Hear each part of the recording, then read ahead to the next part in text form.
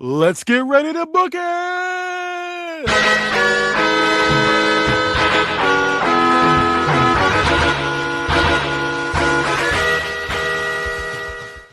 Welcome to Book It, a wrestling podcast where we book and rebook your favorite wrestling storylines. I'm your commissioner, Hi-Fi Mike, and today I have your GMs, Damone, D-Money Allen. You're not John.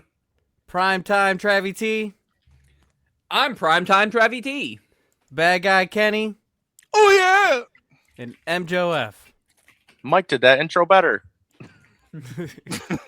Mike, tell him some behind-the-scenes details. No, we don't need to do that because this is a professional podcast. Anyway, so this week we're going to finish up DPW Miles End. Kenny's going to do it. If you haven't listened to any of the Book It Verse episodes before, you're jumping at the wrong spot. But listen anyways, and then go back and listen to the other shit. All right, Kenny, go for it. All right. So we'll get right into it. Yeah, with that.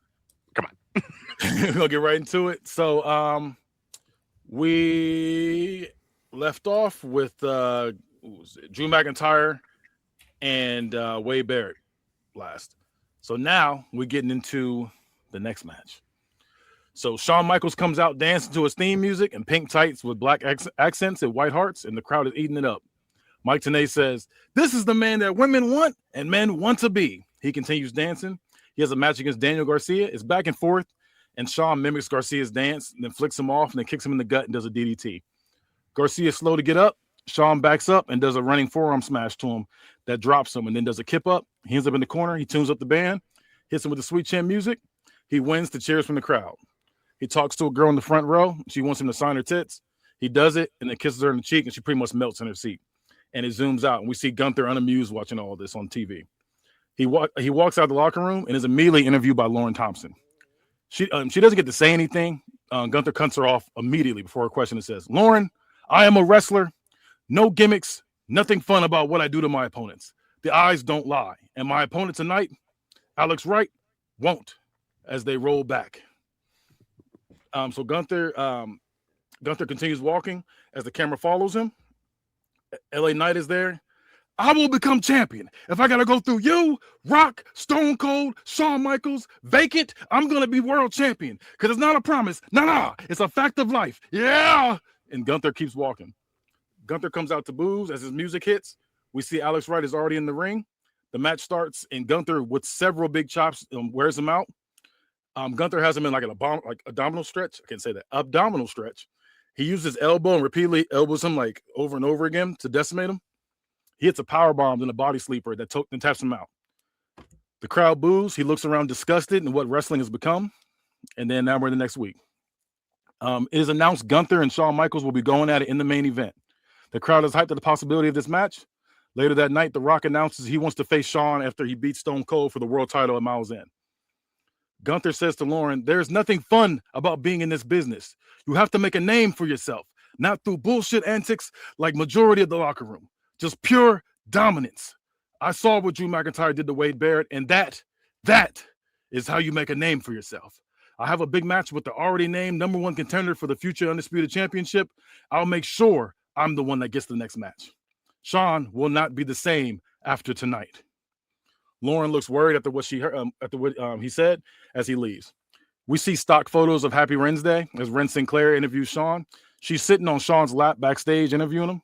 "Happy Wednesday, and we have," and she points the mic to Shawn's mouth as he smiles and says, "Mr. Main Event, but you can call me anytime. Now listen, sugar, we're here because I'm going against the big, ugly Austrian Gunther. You have never faced someone like me, the walking 5-star classic. You're all power, but I'm everything else, and I look good doing it. Listen, you chop chests, I kick shins.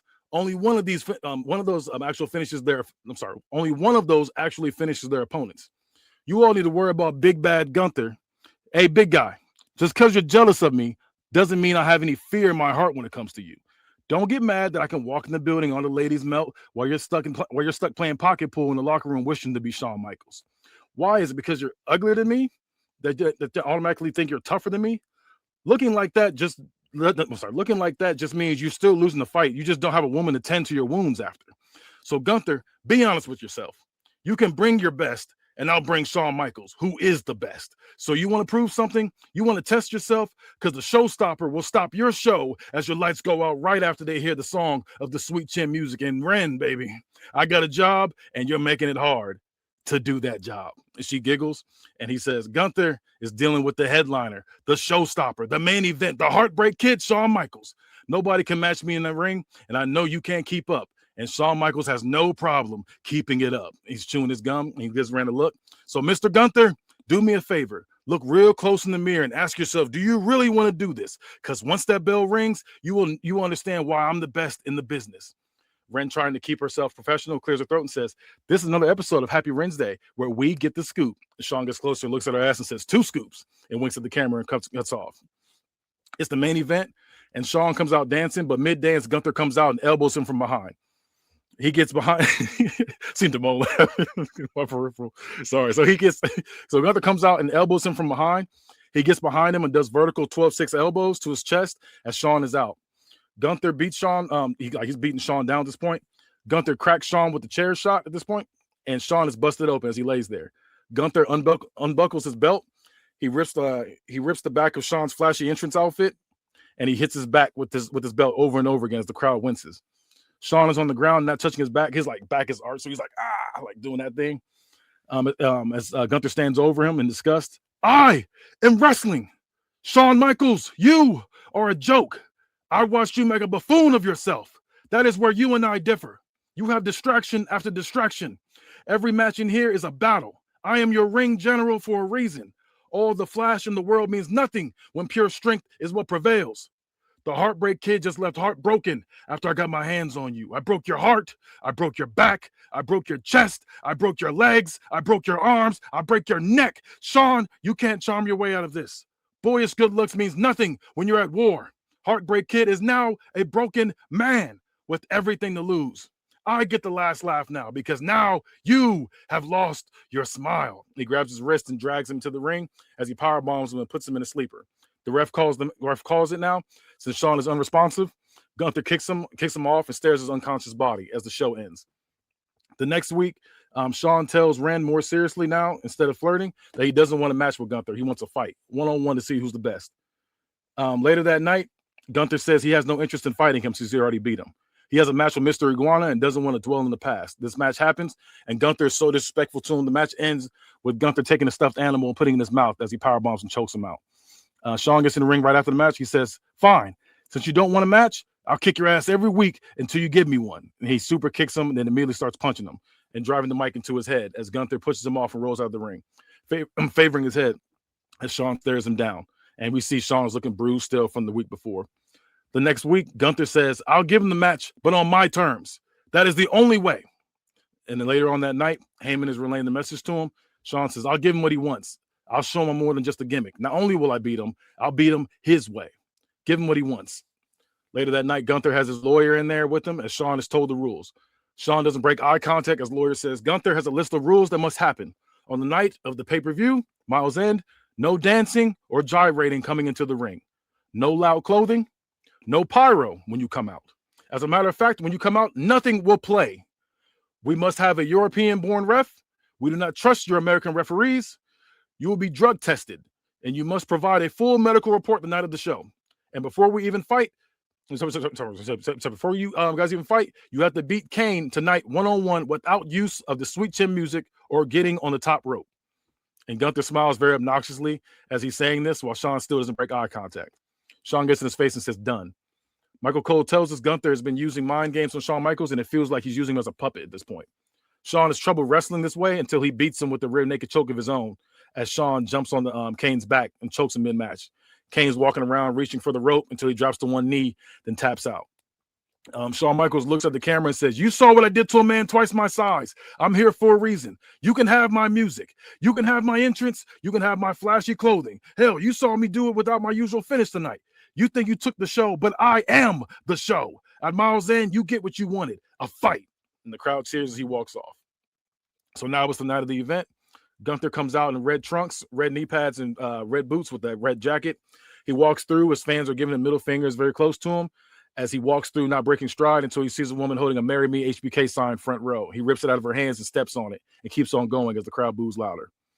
Shawn Michaels comes out very determined in white tights with black hearts and black leather jacket. He comes out not dancing as the crowd sings "I'm Just a Sexy Boy" to no music as he looks around and admires the crowd. The match starts, and Shawn immediately runs and does a jumping elbow. He repeats this over and over again. Gunther hasn't fallen yet, and Shawn has to figure out how to chop this tree down pretty much as he leg kicks him over and over. Shawn does the running tornado DDT, kicking off the turnbuckle. At one point, Gunther Irish whips Shawn, but he does a springboard back elbow and it hits him. Shawn stands over Gunther and stomps on his head real hard, kind of like the same way he did Vader back in the day. It was real stiff. Gunther Irish whips Shawn into the corner, and Shawn does that weird like corner flip thing he does, and then gets back on his feet. And he tries to, and then he turns and gets hit with a running front dropkick by Gunther. Shawn hits a belly-to-back suplex, then climbs the turnbuckle and hits a diving elbow drop. He kips up and tunes up the band. He goes for the sweet chin music, but Gunther catches it, spins him, and hits him with a devastating chop that causes him to drop to a knee. Gunther hits a diving splash that makes it, that weird bat-looking splash Gunther does. So he does that. Outside the ring, Gunther continues to hit Shawn with punches to his head and throwing him into the barricade. Gunther halfway rolls into the ring just to roll back out to restart the count to continue the punishment. He continues to Irish whip Shawn into the apron and barricade at this point. Gunther goes for a signature powerbomb. While HBK is lifted up, he jumps up and ends up behind him. Gunther turns around to a sweet chin music as the crowd is loud with applause as he falls backwards onto the unconscious body. 1, 2, Gunther still kicks out as everyone's in shock. Shawn has Gunther in the corner, and Shawn chops Gunther as hard as he can. Gunther looks unfazed and gives him a look as the crowd chants, "You fucked up." And Gunther chops him back, and it echoes around the arena as the crowd, like the entire crowd's wincing at how loud it was. And Shawn drops to his knees and clutches at his chest, and it's slow to get up. Shawn runs at Gunther, but Gunther does a pop-up powerbomb lift and then tosses him up in the air and hits him with another chop. Shawn slingshots at one point. Shawn slingshots himself to the outside of Gunther. Shawn does a chop of his own that actually hurts Gunther now. He continues to lay these chops on him. Then Shawn flicks him off and there's a crotch chop. Oh, shoot. It disappeared. 1 second. My app just randomly closed on me.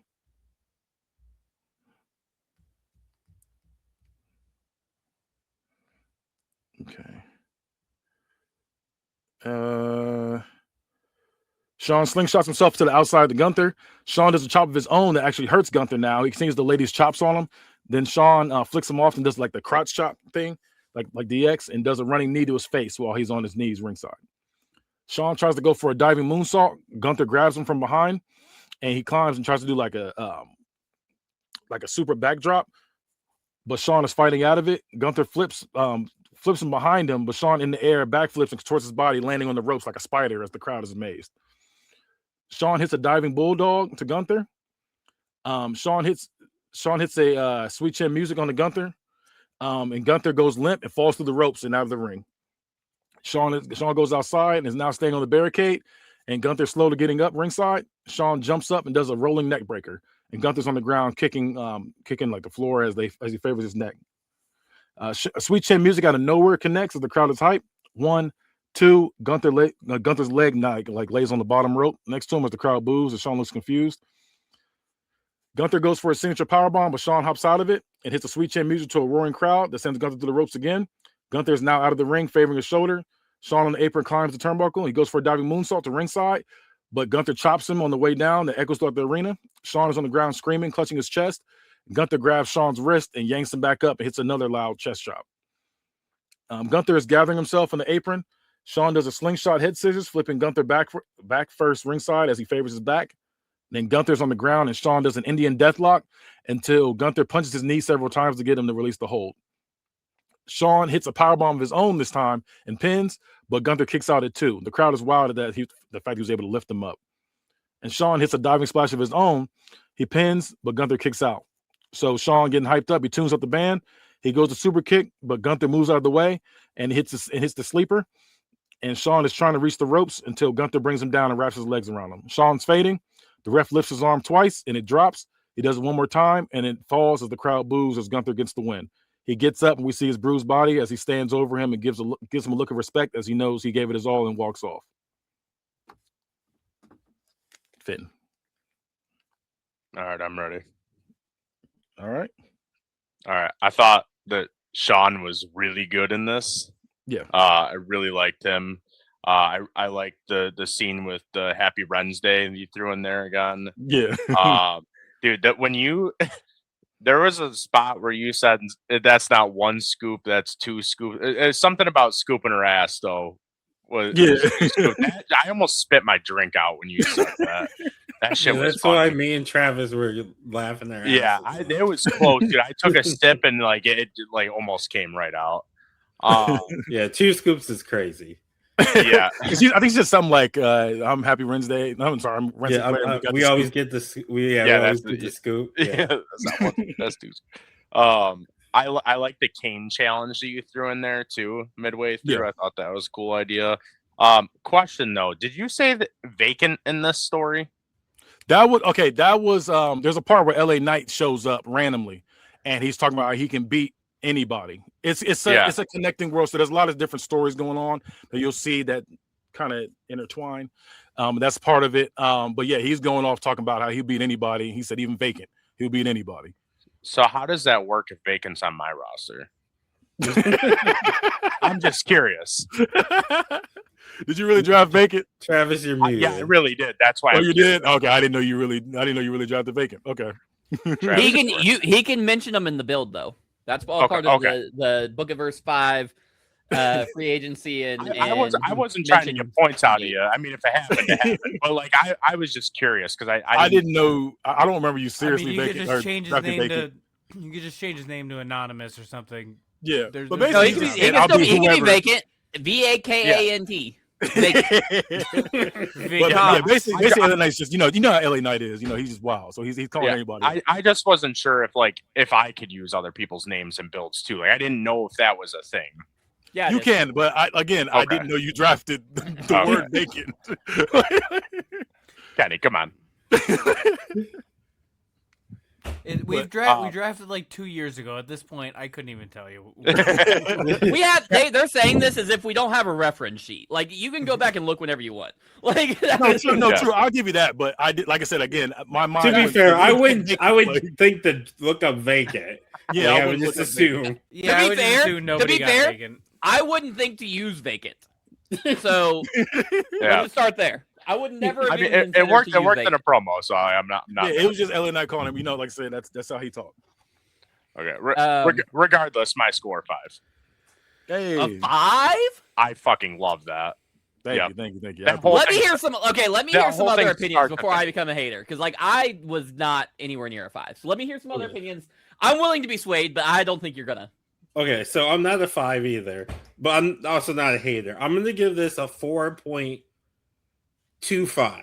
So I feel like Sean was definitely the stronger of the two. Gunther was kind of one note.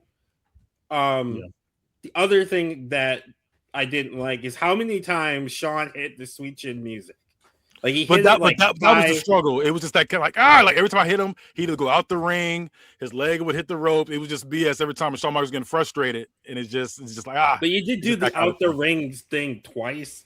He did. It did happen twice. Yeah. So you did it like 5 times. I feel like you hit like 5 of them, which I get. You're building up Gunther.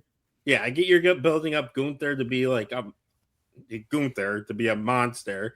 But I wish that if you cut that down to like 2, I think you could have still got the same effect instead of 4. I just think it was too many. Like I said, it promo wise, it was definitely Sean carrying the promo work here. And like I said, Gunther was kind of one note, just I love wrestle. I'm good wrestler. So he's the wrestling purist in this storyline. He's like, I'm sick. Like he's low key because my mate is he's like kind of the gimmick killer. That's like his kind of thing. He just don't like. He's not for all the gimmicks. He's like, I'm here to actually wrestle. I'm not. That's for what the bullshit. Gunther is. And that's what I'm saying. That's his character. Yeah. So he's not trying to character in real life. Not right now, really. So he's not trying to promo. He's not trying to promo with you. He's just trying to. Hey, I'm trying to fight you. I'm not here for the shenanigans. Y'all joking around. Y'all dancing, throwing cheeks. I'm trying to fight. Like that's that was fair. I'll bump you up to a 4.5. Business. Bump you up to 4.5. Who the hell is keeping track of the score? Because that's I got it. Okay, I'll have you send them to me later so I can update the scoreboard. You said 4.5 or 4.25? He said I'm 4.5. bumping up to 4.5 because he made a good point about that being Gunther's not his current gimmick, but 75% of his career that's been his gimmick, just pure wrestler. I'm the mat is sacred. I liked it. I definitely wasn't a 5. I'm not a hater either. That's gonna be all you, Travis. I didn't say I'm giving him a 0. I didn't say you were giving him a 0.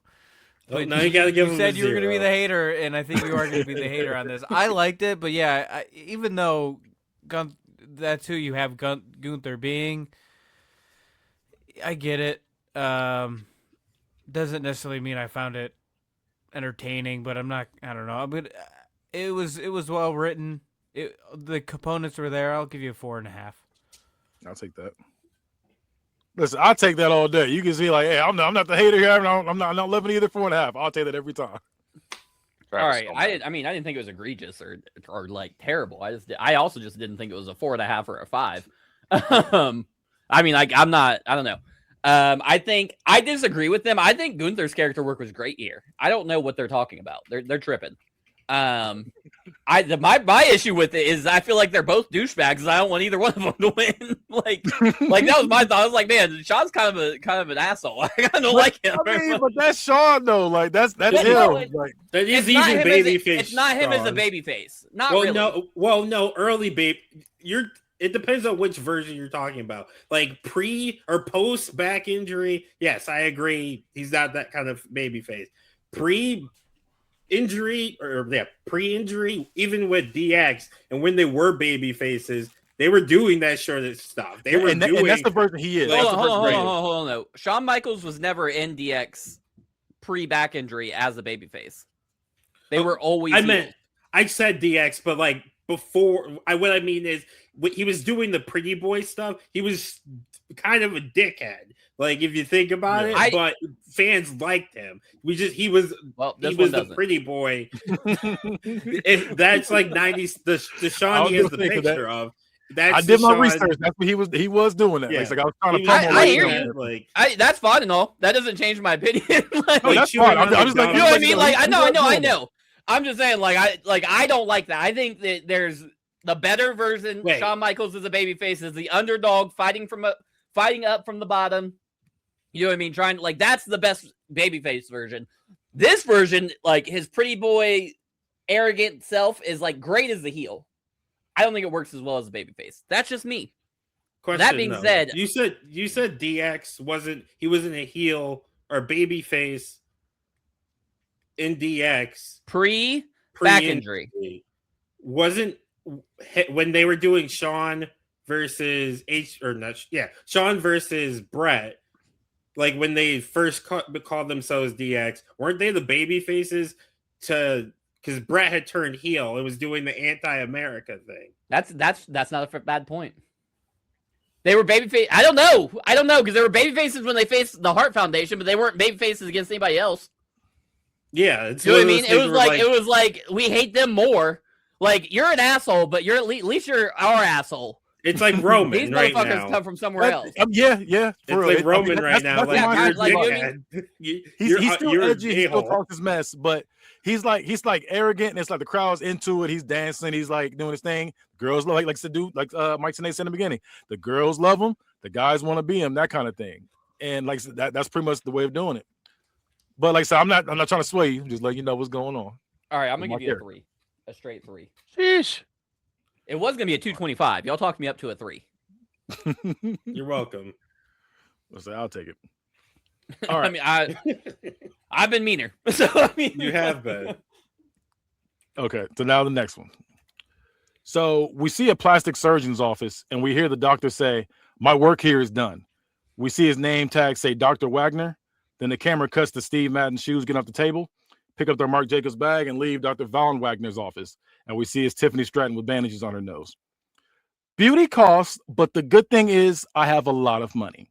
She smiles, and we see her swiping her card in different designer stores with her assistant, Chelsea Green. I get it. Looks aren't everything, but damn, does it help. You see me, and she does a slow 360. applying pressure in and out of the ring. So do me a favor and give a warm welcome to your future greatest of all time of DPW, as I will show up, first class, of course, and dominate. So I'm putting you all on notice. I plan on having a moment bigger than Daddy's bank account. Soon, I will be in DPW. Bigger, badder, blonder. Toodles. Later on that night, Nikki defends her DPW U.S. Women's Championship against Molly Holly. Mickey hits a long kiss goodnight, but it's not as high as it used to be. She pins for the win. The crowd cheers as she grabs her belt and is high-fiving people. She goes backstage as the crowd, like the cheers are still going. She smiles. Then when she turns the corner, the smile goes away as she's in a lot of pain. She tries to get feeling back in her hand. She tries to shake it off as she takes deep breaths. She quickly plays it off when two legit members, Jada Parker and Kiera Hogan, walk by and dap her up, giving their respects. Mickey smiles and goes back to faving her hand as she leaves. The next week, Mickey goes to the doctor and they tell her she has to slow down. And they said, like, Doc, she's like, Doc, I'm always in pain. It's just the name of the game. I just need a shot and keep it going. The doctor tells him this is a temporary solution to an otherwise permanent problem if she keeps this up. She could potentially be out of action if she's not careful. Mickey says, I'll worry about that when the time comes. Just give me the shot. After her cortisone shot, she wrestles Harley Cameron. And after beating her with a long kiss goodnight, Tiffany's music plays as she's with her assistant, Chelsea Green. She comes in as Mickey is trying to catch her breath. Oh my gosh, I need that gold belt. Where did you get it from, Michael Kors? Is it Dolce? I have the outfit that would make this belt pop. Mickey looks confused and says, that's not how it works. She immediately says, Chelsea, call Daddy. Cancel my ski trip. We have to pick up this belt I just found. Chelsea immediately starts going off. I'm sorry. Chelsea immediately starts calling. Mickey starts going off. Hey, stupid. This is a championship belt. I'm the DPW Women's U.S. Champion. That's not how it works. This is a championship belt. There's only one of these, and I got it. You can't buy it. You can't have Daddy order one for you. This is something I won. Tiffany says, ew, eBay? You should have started with that. You can't get it on eBay either. You got to fight for one of these. This is something I have a target on my back for. Blood, sweat, and tears. I'm constantly stressed because I have one of these.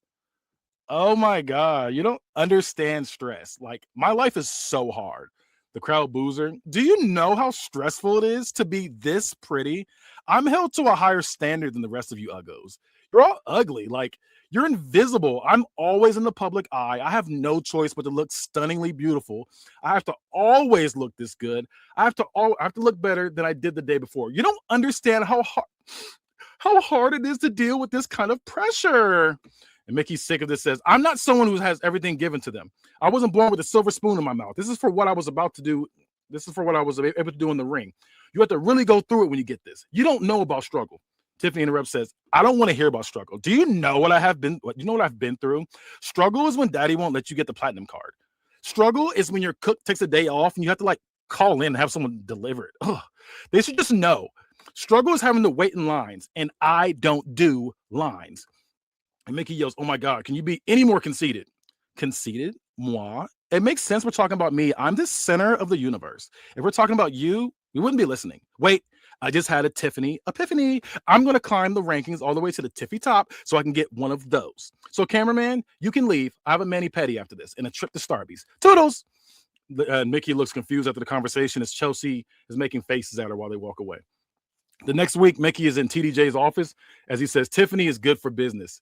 I'm glad Tiffany's challenging for your belt. I feel I want to go in a younger direction. The people love something new. They deserve something new. You were great, but let's be honest. How much time do you have left? The crowd loves the next hot thing. They just can't help it. It's inevitable. Out with the old, in with the new. I'm sorry, Mickey. It's only a matter of time before your yesterday's news. And not only is it that time, it's Tiffy time. And Mickey says, her dad called you, huh? Yeah, he did, but hear me out. He's got a point. She says, well, I know where we stand. Old, I'm the reason this gets defended weekly. Even if her dad put you up to this, you're going to spit in my face and tell me it's raining? Then I'm supposed to just take it? Fuck you. Fuck her. I'm going to finish what I started. Whether you put a rich bimbo in front of me, a cult leader, or even someone just as hungry as me, I plan on leaving Miles End with my belt. She stares him down as she grabs her belt and gets up, pissed off, walks off, and she goes to the locker room. Out with the old. I'm the reason this title means anything. This Tiffy girl's not DPW. She's now tying her boot laces and is having trouble lifting one of her laces. And Lyra can see she's in pain. Let me help. I'm fine. You're not fine. I got it. This is what being a fighting champion gets you. Lyra hesitates and keeps to herself and lets her do it by herself. And Lyra's about to ask her for advice, but Lyra gets cut off by Jasmine Nix. While Jasmine Nix is telling Lyra she has no edge. This is like the promo from earlier. I'm not early, but last week.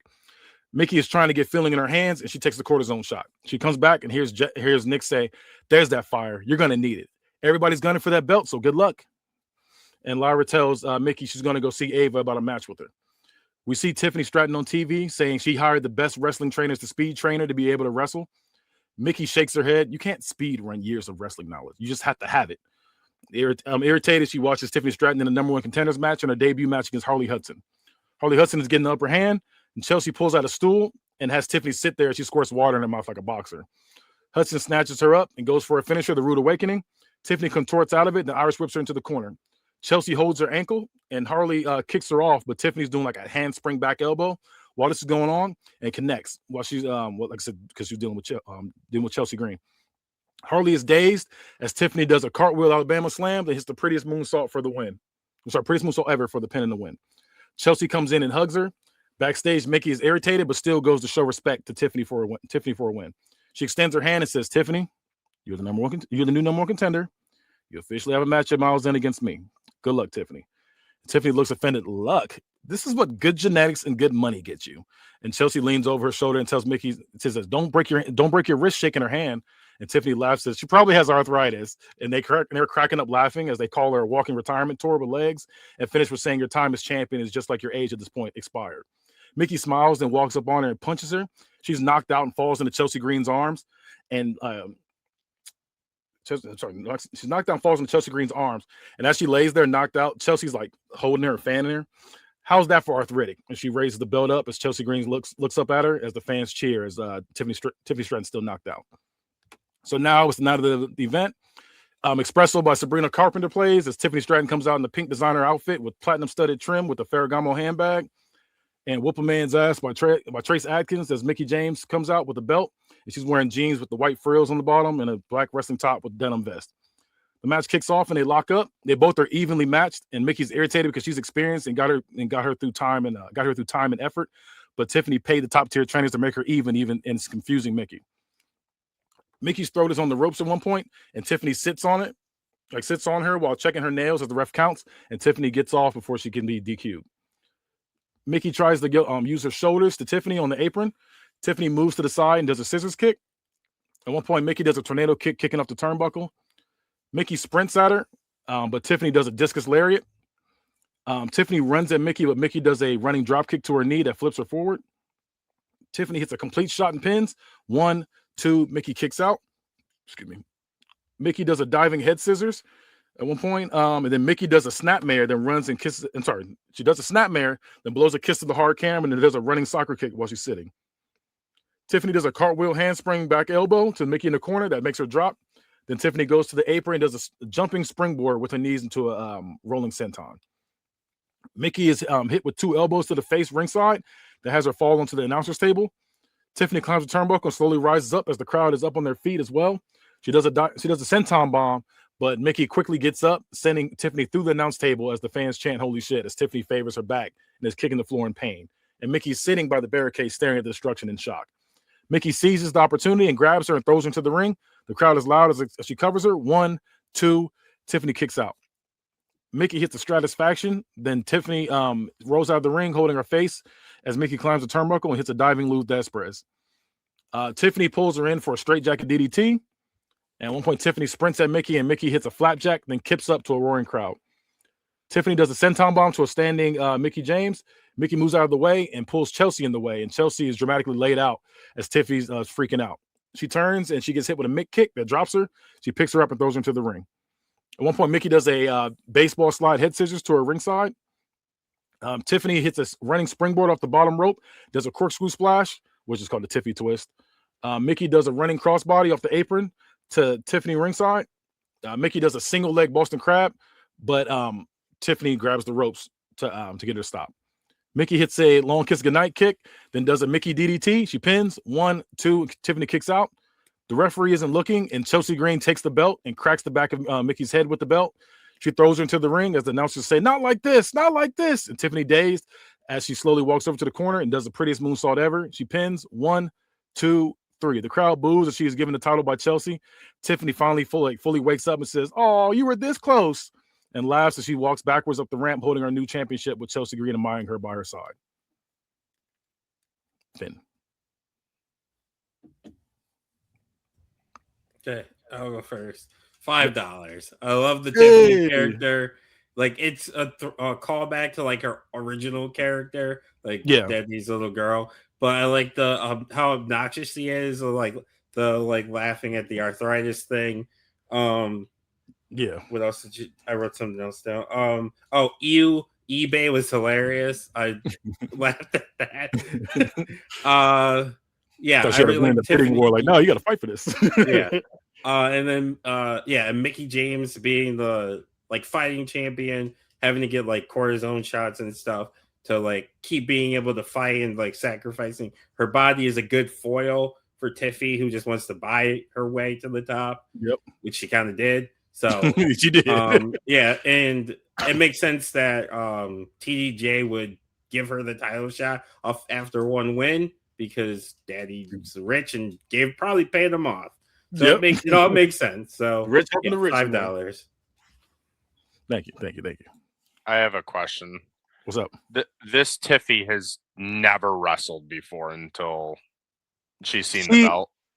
So I'll say that she never wrestled before. So she was coming to join the brand. That was like her little thing, like, hey, I'm coming, blah, blah, blah. And then she trains with the top trainers. It's kind of like, I kind of got this from, I don't know if you remember the Powerpuff Girls, the girl Princess, when they trained her and she had all these powers, stuff like that.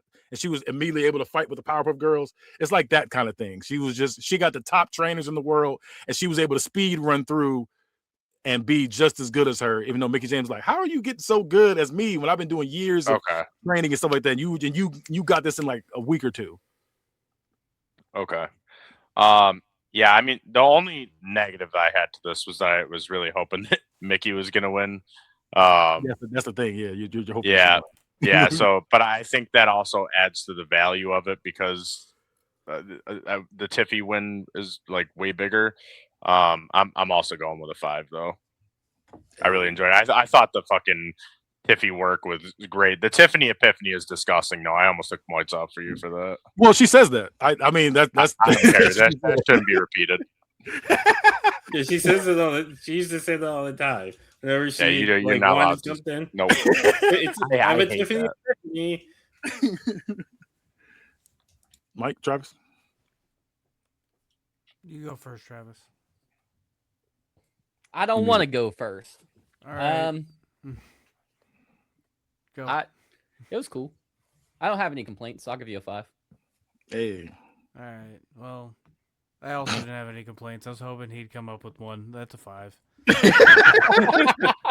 I know. I was thinking the same thing. I was like, hope these motherfuckers give me something to complain about. The only thing I thought about though during that one scene is I thought it was wow,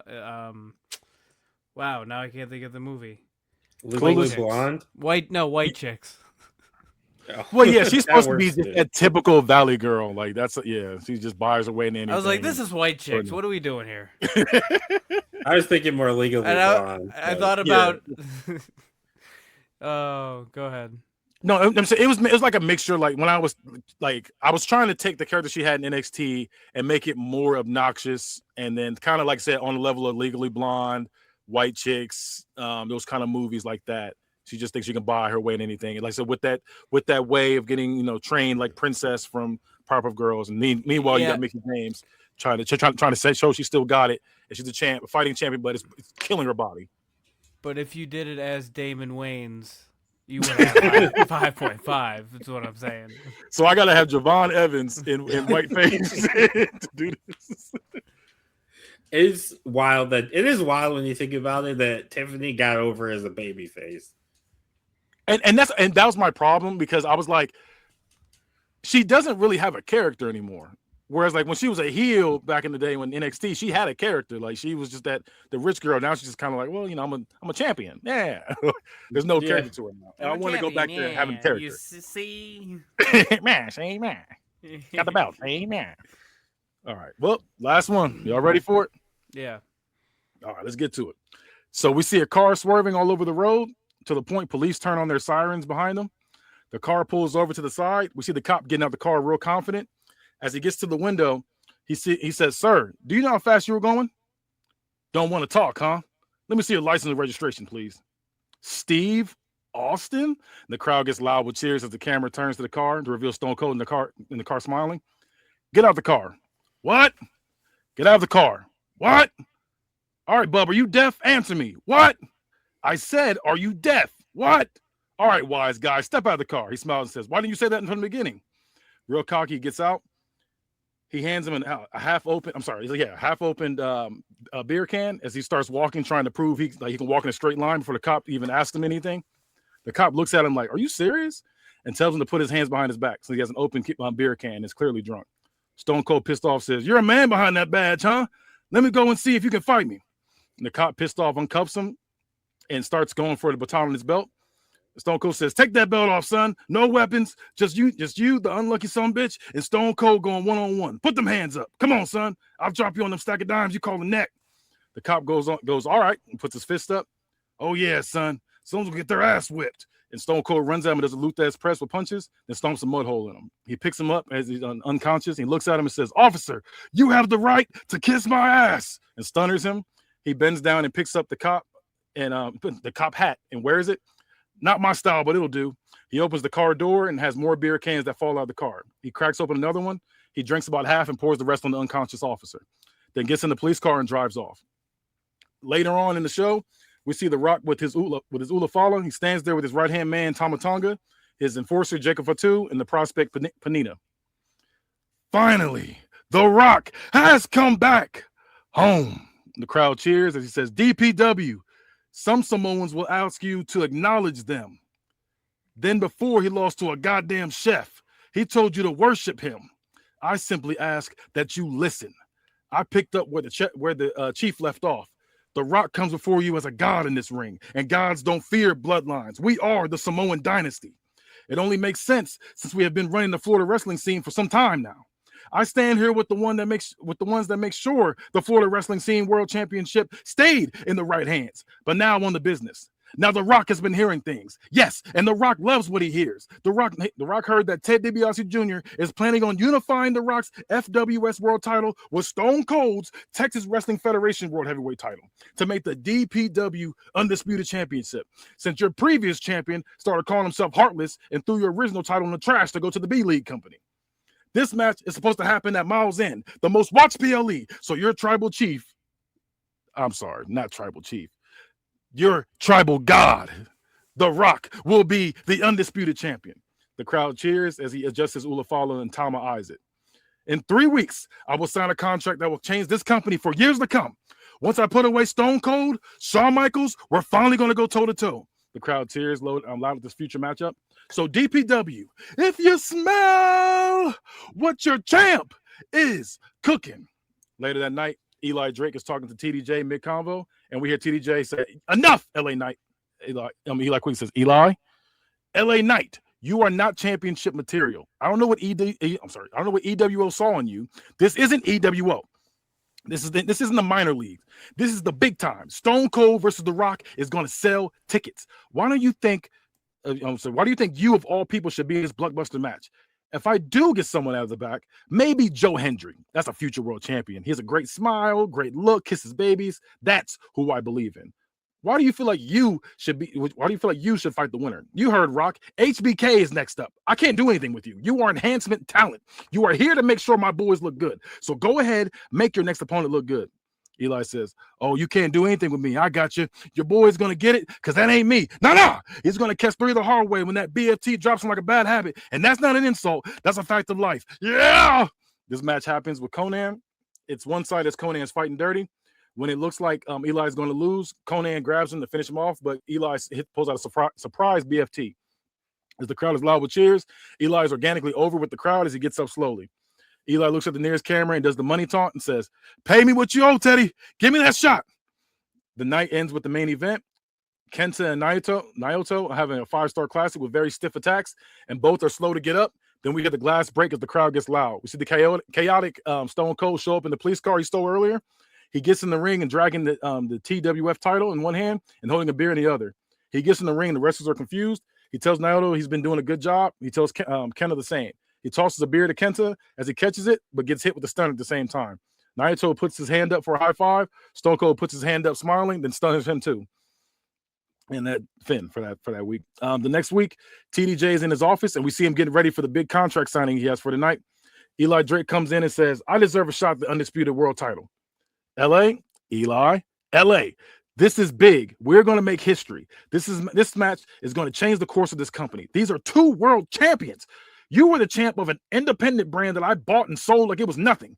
Be a good little boy, and maybe, just maybe, I'll bring back EWO as a developmental brand. So, he adjusts his tie, sit back and relax. When I need someone to lose, I'll call you. But for now, I have no use for you. Go home. He leaves the office as Eli looks at him. Later that night, Stone Cold has a match against Jake Hager and makes quick work of him as he calls for beers and drinks over his body. The Rock has a match with Tama Tonga by his side against Roderick Strong. The ref ends up getting dropped when Roderick misses a lariat and nails the ref. Tama Tonga grabs Rocky's belt and looks at Rock as the crowd is in anticipation. The Rock sees the hesitation, looks at him like, what are you doing? He snatches the belt from him and hits Roderick as he's slow to get up, and the Rock hits a rock bottom as the ref slowly gets up and counts to 3 as he covers him. Tama Tonga raises his arm as the Rock gives him a look. Eli Drake has a match against Kenta. Kenta's very stiff, and it looks like too much for Eli. Kenta gets hit with a superplex. Eli slow to get to him. He copies the go to sleep. He drops, and Knight does a people's elbow and pins for the win.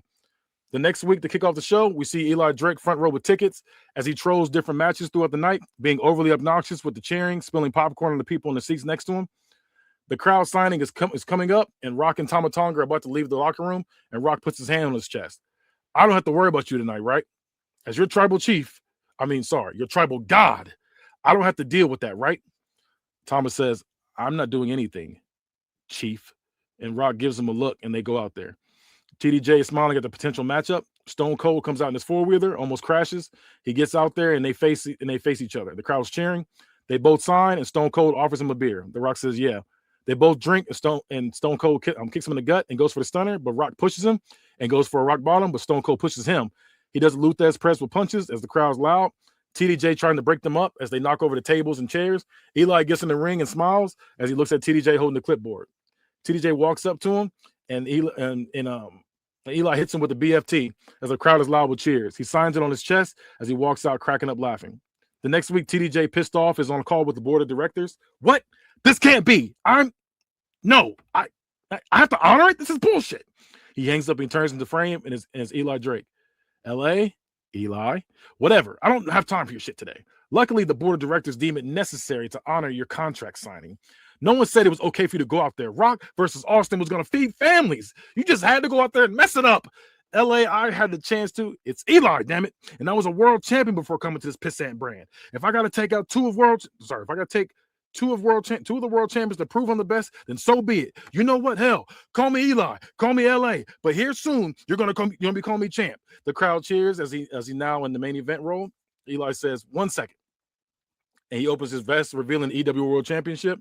Good thing I just happen to have this on me. World champ versus world champ versus world champ. I can't wait to win all 3 of these belts to become the DPW Undisputed Champion. And I'll make sure when I get this belt, I look right in the nearest camera and let out the biggest yeah I've ever gave my career.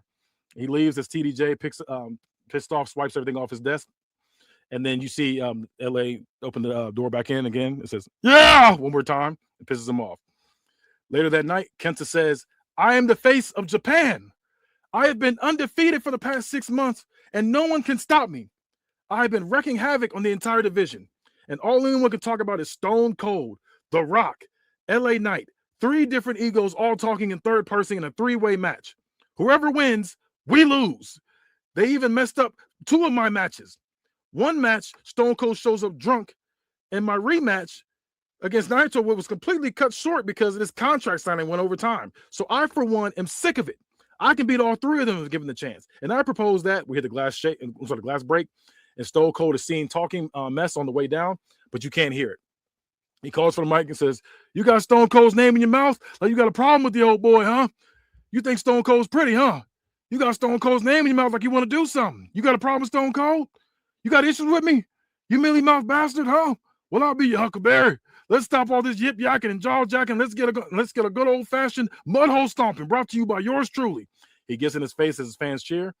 The ref calls for the match. Stone Cold competes in a stiff match with him. Stone Cold hits a stunner to Kenta when he dives off the top rope to a hype crowd as he pins for the 1, 2, 3. He calls for the beers and he gets them everywhere and pours a can on Kenta. He calls for another, and as he's drinking, we hear the Rock's music hit.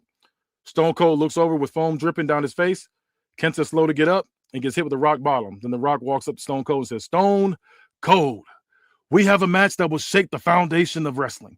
But Eli has been forced into this match. So when the dust settles and the smoke is cleared, after the Rock has laid the smackdown and whooped Eli's candy ass, the Rock will have the real fight with the Texas Rattlesnake and win what's rightfully his. So Stone Cold, do the Rock a favor. No talking, just bring it. He throws the mic down as the crowd cheers. Stone Cold picks up the mic and says, if you smell, well, it smells like a dead carcass waiting to be buried. Because it doesn't matter who you put in front of me. It can be you. It can be Eli. It can be anyone wearing gold. Hell, it can be Goldilocks. I'm going to stomp a mud hole in him and walk it dry. And as far as TDJ is concerned, he better have Shawn Michaels ready because that stupid piece of trash is going to get done dirtier than a redneck pickup truck dragging cans saying just got married. So DPW, get ready because that's the bottom line because Stone Cold said so. Before they can leave, Eli Drake comes down and Kenta, rolling out of the ring, gets hit with a BFT ringside. Drake taps his watch and says, it's time. Then does the motion for the title around his waist as they all can be seen going off on each other. And we can't hear it, but security separates all three. The next week, we see all three of them in the ring to kick off the show. The crowd is loud with cheers, with all three of them staring at each other with their own mics. Eli Drake paces back and forth as he passes the mic and says, is this thing on? The crowd's loud. Well, let me talk to you. The crowd is even louder. He gets cut off when he says, when he's about to talk, as Rock says, finally, The Rock has come back home. The crowd cheers as he looks around with his enforcer Tama Tonga and his wise man Paul Heyman. Now, as The Rock looks around this arena, he notices something different. Yes, The Rock is noticing something different. Now, The Rock recognized the bald banjo playing Hick Stone Cold Steve Austin. The Rock recognizes the great Michael Cole on color commentary. The Rock recognizes his partner in crime with the play-by-play Mike Tenay. The Rock also recognizes the legendary third man Jim Ross. The Rock recognizes the referee Nick Patrick. The Rock even recognizes Tony behind that camera. You do a great job, by the way, Tony.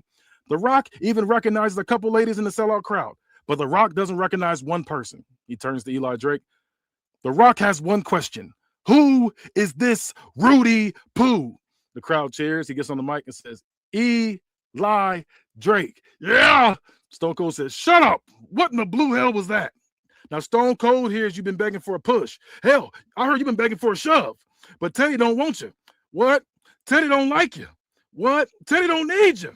What? As a matter of fact, this ought to be charity work, what I'm doing lately. Now, see, The Rock here is something. That man is a champ. But Eli is a third-rate mid-carder with a second-rate finisher while being a grade-A jackass. You think you belong here because you were the face of an indie company that had more talent than you had viewers? Y'all didn't draw a dime. Speaking of dimes, I could have threw one in that EWO crowd and still see it. That's how little fans you guys had. You need Stone Cold. Stone Cold doesn't need you. Stone Cold can call up TDJ and have him wake you up at 2 a.m. And all I have to say is make it happen. You can't do that. You are not a star. Now, if you want to get the hell beaten out of you, then don't make me know never mind. An ass whooping is an ass whooping. Whoever's receiving don't matter to me none. So Eli, The Rock cuts him off and says, nah, let me get some of this, Steven. Listen, Elijah, you may be a nobody, but even The Rock can be courteous. Oh, yeah, The Rock can be nice. See, today is your lucky day. See, The Rock has a gift. It's for you, Eli. So The Rock reaches in his pocket and pulls out a middle finger as he chuckles to himself. The Rock wants you to take this. Yes, this right here. Take this and put it in your briefcase. Don't close it just yet. The Rock wants you to take this ugly-ass, bright yellow and red Hulk Hogan looking t-shirt you wear and also put that in the briefcase. Oh, The Rock ain't done. Those glasses you wear that are oh so dear to you, throw that in the briefcase. Those awful catchphrases, the Zoolander haircut you have, that silly yeah you do, then close the briefcase, turn that sumbitch sideways, and stick it straight up your candy ass. And the crowd cheers. Eli Drake looks them both up and down, opening up a can of whoop ass. Do I smell what The Rock is cooking? Sounds like I got myself a meal from two dickheads. Since we're already on the subject of too many chefs in the kitchen, let's talk about how you guys are the manufactured superstars, and I'm the crowd, and the crowd loves little old me for who I am. So how about this? The two movie stars against the megastar. Hey, Rock, they call me the smashing machine as well, but your wife knows all about that. Yeah! And let me tell you, the recoil from that lasted longer than the movie Recoil did in theaters. Ain't that right, Steve? And the crowd are in shock. What he's saying.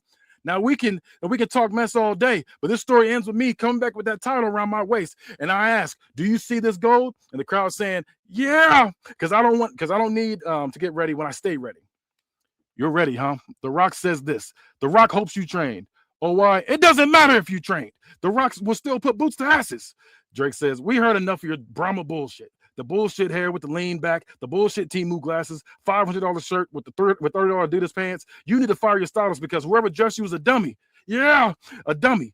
But not as dumb as whoever told you could whip my ass in a squared circle. So soon as I get my hands on both of you, you both are going to catch 3 the hard way. And by the way, that's not an insult. It's just a fact of life. Because L.A. Knight can be in the ring with Jake the Rattlesnake and the Brahma bitch and still come out on top as I hold up both your titles with mine around my waist with everybody saying L.A. Knight. Yeah.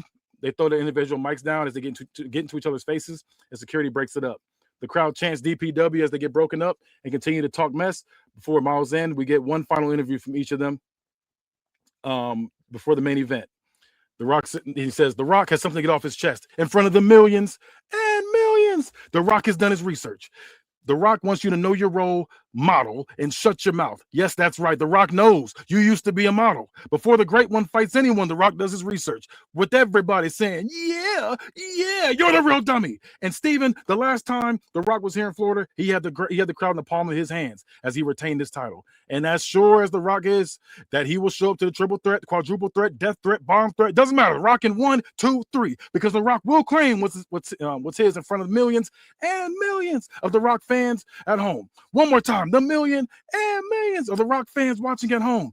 Then when The Rock raised the title high, the people's eyebrow high, and rides off into the sunset, the people's champ will go home and celebrate with some of Austin's wife's poo-tang pie because the wife's got a sweet tooth. Because the Rock's got a sweet tooth. It would have been Eli's, but his girl's too ugly. But she will say one thing from underneath that bag you will have to put on her head at night, and that's, if you smell what The Rock is cooking. We cut to Stone Cold. He's pacing back and forth. I get the two of you respect. You stood toe-to-toe with Stone Cold, and you talked your trash just as good as Stone Cold. And Stone Cold applauds you. Toss me a damn beer. And he tossed the beer. So let's toast to you two coming in with your titles and leaving with nothing. So, Rock, you can get on your guitar, but I'm going to stomp a mud hole in you and walk it dry. Then I'm going to toss Eli, L.A., Miami, whatever you call yourself these days, into the ring and hit your ass with a Stone Cold Stunner because every masterpiece has its cheap imitation. And Temu Brahma Bull here wants to talk and dress like a mixture of both of us. Well, how about this? For someone who wants to be me so bad, you don't know how to be yourself. If you smell A Night, let me talk to you. You mealy mouth bastard. You're against the Texas Rattlesnake and the most electrifying man. So you don't have your work cut out for you, but have to leave with that title raised high because that's the bottom line. Because Stone Cold said so. And then we cut to Eli. He says, I ain't got to say much to asshole and asshole light, but they're dealing with the megastar. And I have to say this. You can be a bull. You can be a rattlesnake. But I see two men that are standing in my way. I am sick and damn tired of having to show why I deserve to be here. I did in the indies. Now I'm doing it in the pros. When are you two going to realize this is my doggone house? You leaving glasses on the wooden table with no coasters? You don't acknowledge me when you walk in? DPW is the house that L.A. Knight built. So I'm going to catch you two dummies up to speed. I will leave Miles in as the champ, and no, it's not an insult. It's a fact of life. So I'll raise that title up high with them saying, and your new DPW Undisputed Champion, L.A. Knight. Yeah. So now we're at the actual match. We hear If You Smell as The Rock comes out in black trunks with a red bull on his trunks. He stands there and takes a prolonged sniff as Tama Tonga shows up behind him with the Ulafala and puts it around his neck. We hear L.A. Knight as the instrumental to California Love plays as the crowd gets loud. He's wearing a black shirt with green vest and is wearing black trunks with Knight in green. We hear glass break as Stone Cold comes out in black trunks and black vest with a silver skull with blue flames coming out the eyes. All three eye each other as holy shit chants cover the arena. We can hear Rocky chants. It stops. We hear Austin chants. Then we hear LA Knight chants. Knight is talking trash as The Rock is talking back. Stone Cold shoves him and talks trash as well. But The Rock starts punching Stone Cold. He does The Rock's punch combo. And when he puts his arm up, he meets a punch from LA Knight with his own punch combos. The crowd chants, yeah, with every punch. But Stone Cold stops it with a Luthez press all night with punches. The Rock punches him off. The Rock rips him off and punches him. Stone Cold doesn't like this and pulls him off and starts stomping him. The Rock rips him off and does his signature stomps. And Stone Cold rips him off as they now are eye to eye and they get into a punch exchange as Knight rolls out of the ring to recover. Stone Cold Irish whips Rock into the corner, and Rock falls and sits down in the corner. Knight tries to attack Stone Cold, but he ducks it, and Irish whips him into the same corner, and they both drop as they're sitting chest to back. Stone Cold talks trash and stomps a mud hole in both at the same time. Rock on his knees with hits. Rock on his knees. He hits. I put that sentence in weird. Okay, so Rock's on his knees with his throat on the ropes, and Knight on the apron does a running leg drop to guillotine. Knight does a running crucifix pin to Rock, but he kicks out at 2. Stone Cold slow to get up on the apron. Knight sprints off on the opposite set of ropes and does a spear through the ropes, and Stone Cold goes flying. Knight hits a spine buster on the Rock, then stands at the top of his lifeless body. He kicks his arm over it. Everyone knows what he's setting up. He takes off an elbow pad and tosses it into the crowd. He goes to finish the people's elbow, but when he bounces off the second ropes, the Rock kips up, does a rock bottom and cheers from the crowd. He pins 1, 2. Stone Cold does his own version of the elbow drop off the second rope just to stop it. The Rock is getting charged up as he squats down and inches closer to Knight, as Knight is slow to get up as well, as he has him in the rock bottom, but Knight knees him in the gut and runs full speed and hits a leapfrog famouser. The Rock Irish whips Knight into the steel steps one point. The Rock puts on Stone Cold's vest and flicks him off. There's a stunner on him. He pins 1, 2, and Knight outside the ring pulls his leg and pulls him ringside. Knight goes to Irish whip the Rock into the barricade, but the Rock reverses it, sending him shoulder first into the barricade. Favoring his shoulder, he gets back up, and Rock drags him to the commentary team. Rock hits a rock bottom on Knight on the Spanish announce table. Knight spine busters Rock and drop kicks Stone Cold to where they are laying beside each other. Knight on the middle rope does his LA Knight taunt and jumps on the top rope and does a diving elbow to both. LA Knight and Stone Cold are fighting on the top rope.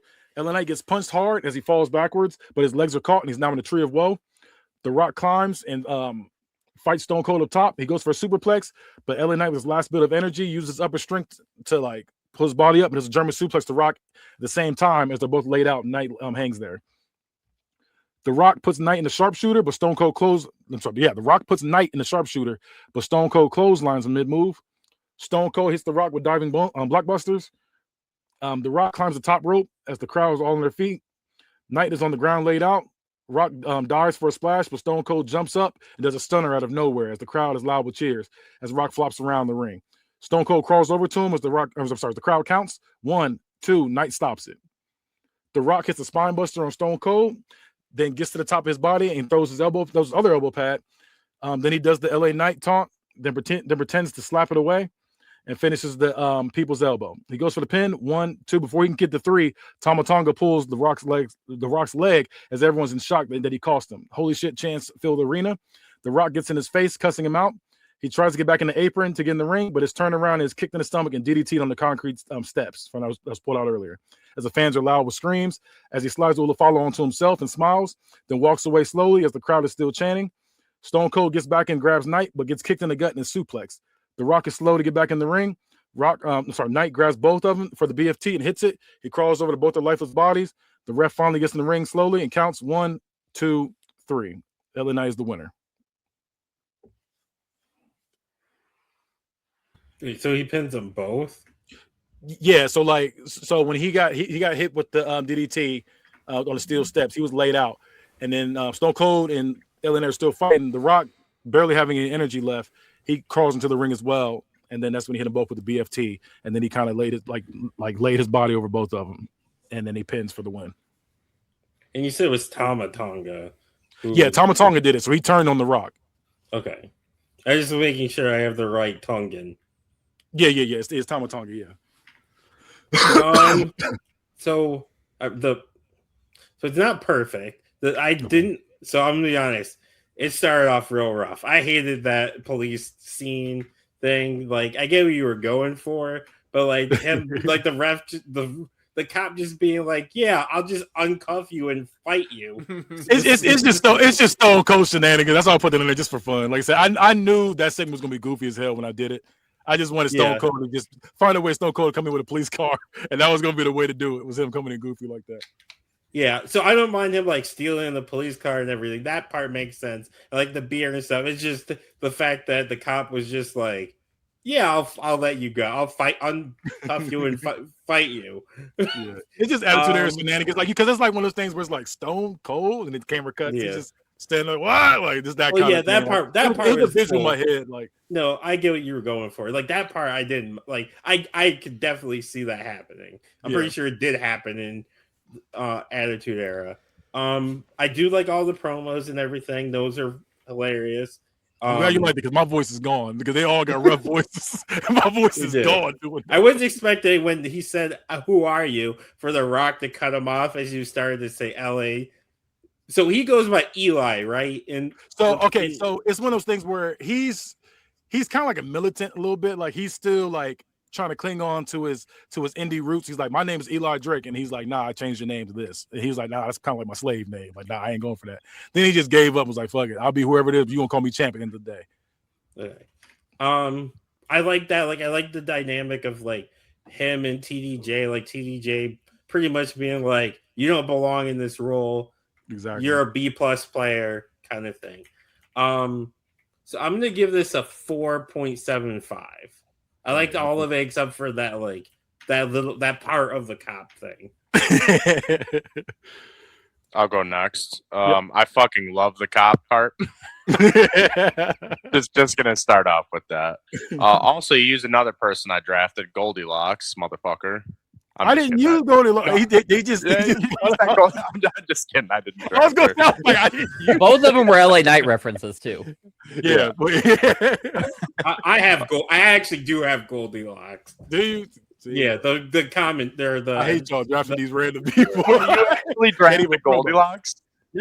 She's a wrestler, like not wrestler, but it's from early TNA. She was there like. I can't even make a Three Bears reference with y'all. I drafted the middle bear. Can't even go like Three Bears reference. You got to do two bears and that's it.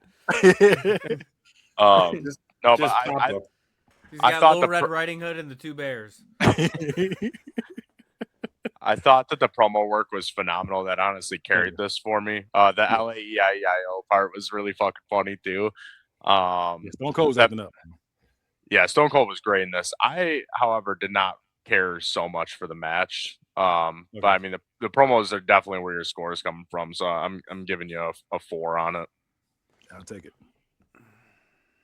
A Joe 4 is good. Like, I'll take that. Well, Joe's weird because it's like either he loved it was his favorite thing ever, and you get a 5. Or he'll be like, I was really good. I really enjoed that. I'm going to give you a 250. That's why I'm like, I'll take the 4. There's no in-betweens. Like a 4 is rare, honestly. I would take it. I've done stuff in the 3s. That's the stuff he hates. He'll be like, listen, that's one of the best things I've ever experienced in wrestling. I'm going to give you my 0.5.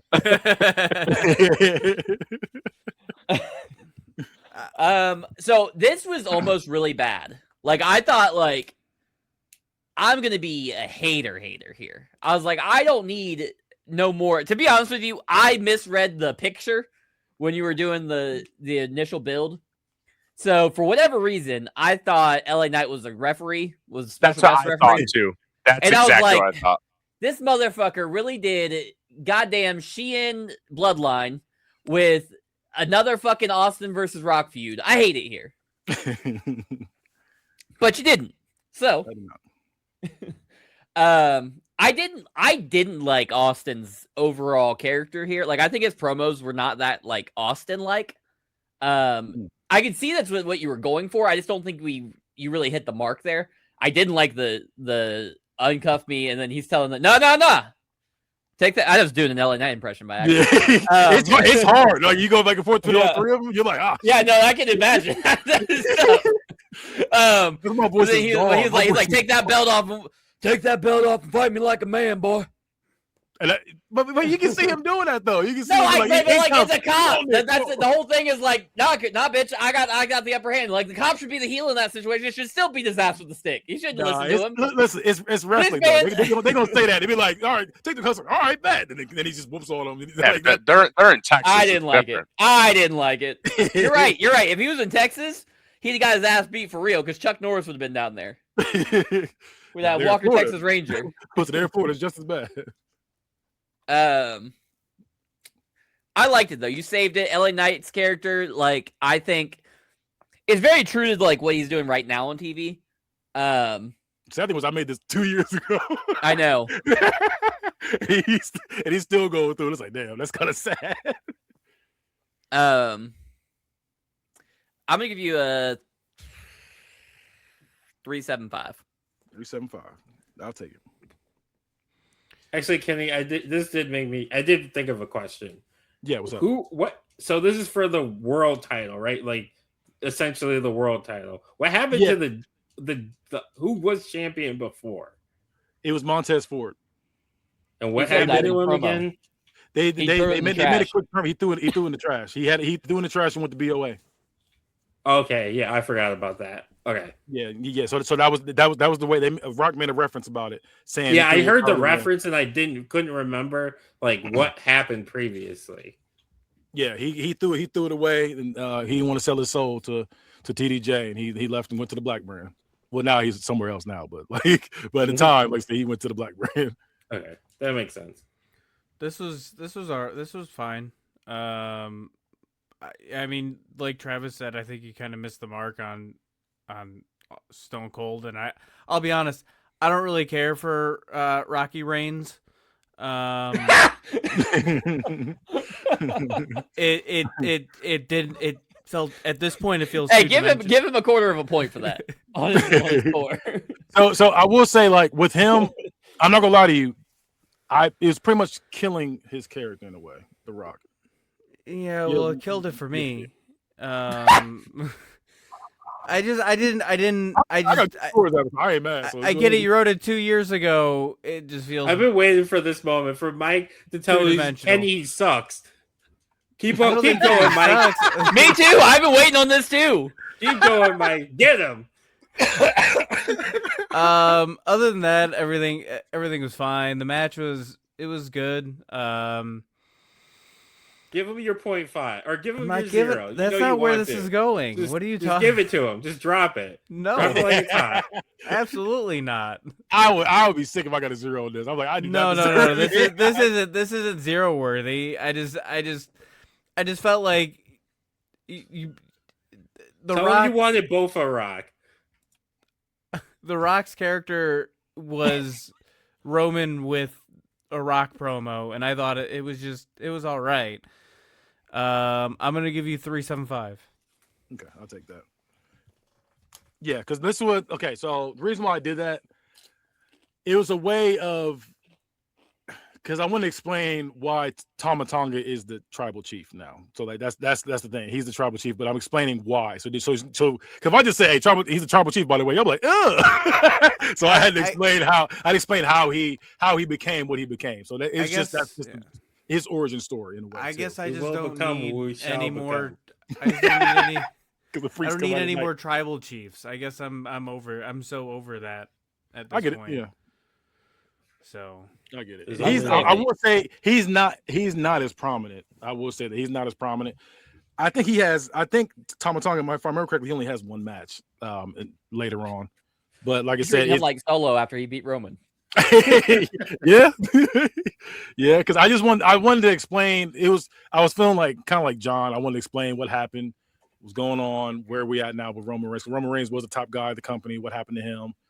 And his story from there. So that was a way of explaining it. With Solo Sikoa, they really had him beat the hell out of Roman Reigns, beat the hell out of Jimmy Uso, jump a bunch of motherfuckers into his gang, have one match against Cody Rhodes, lose, and then it was all over from there. It was like now they're just Junior ass boss. Now they're just fighting with the Wyatt Six for the tag titles. Yeah, for like 2 years now, it feels like these motherfuckers won't stop fighting. Give it up. And the only difference is that now they're taking the lantern. Send them all to Evolve. I'm sick of it. That's crazy. That's crazy. Going for the main roster to Evolve is crazy. Send them all. Tama Tonga, taller Tonga, shorter Tonga, medium Tonga. That's what I'm saying. Round Tonga. Round Tonga. Tonga Bonga. Solo Sikoa. Bunch of Sikoas. Duo Sikoa. Trio Sikoa. Malta Sikoa. Samoan Girl Scout cookies. That's what I'm saying. Wherever you can think of. Send them all. That sounds good. Haku from wrestling. Haku from Naruto. Mang in a Tooth Fairy costume. Twice. JC Mateo, AK and Give me the Tongan kid. Let me hear. Jeff Cobb, corn on the cob. Let me get Dakota Kai, Bronson Reed, D'Lo Brown. All right, so we're gonna go ahead and they're gonna finish this up. We're gonna do plugs. Damone, you got a plug? Oh yeah, you can find me on all the shit, even the shit owned by the piece of shit human being Elon Musk at Dumb Money T13 or not T13, Dumb Money Book It. So it's D money spelled out book it, and you can find me in all the shits. Bad guy. You catch me on social medias at Bad Guy Spoken, catch the Bad Guy Spoken podcast on YouTube's, and you can also catch Hood Movie Review. The next one you should be seeing is Roll Bounce. We got that recorded, so be on the lookout for that. And after that, it should be I Got the Hookup, so be on the lookout for that. Joe, do you have anything people find you on? No, Travis. Nope. Yeah, you can follow me on all social media at I am Travy T. That's at IAMTRAVVYT on Twitter, TikTok, Instagram, and all them other ones. Hey, Mike, can we find you anywhere yet? Nope, leave me the fuck alone. And that is find us T13media.com. That is Book It. See ya. Bye.